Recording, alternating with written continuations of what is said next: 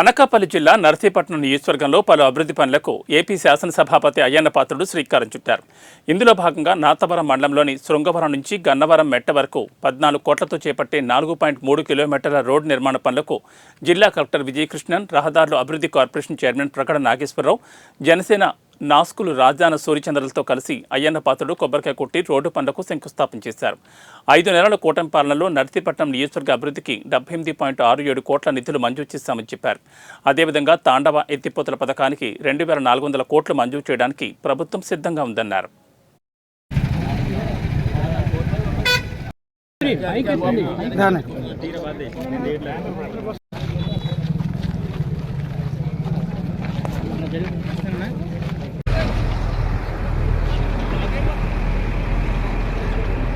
తెలియజేసుకుంటూ స్పీకర్ గారికి mic hand over చేయడం జరుగుతుందండి. Thank you.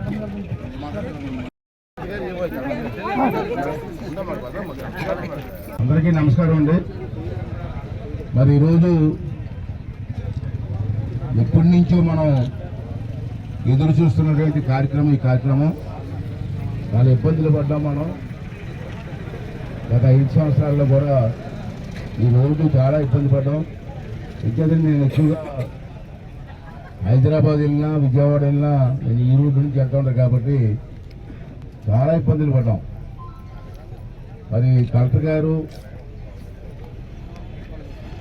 చంద్రబాబు నాయుడు గారు అంతా కలిసి చెప్పిన వెంటనే మరి ఈ కార్యక్రమానికి శ్రీకారం చుట్టారు. ఇవాళ మీకు ఈ రోడ్డుకి శృంగవరం నుంచి గన్నవరం కూడా కాదు, గన్నవరం అవతల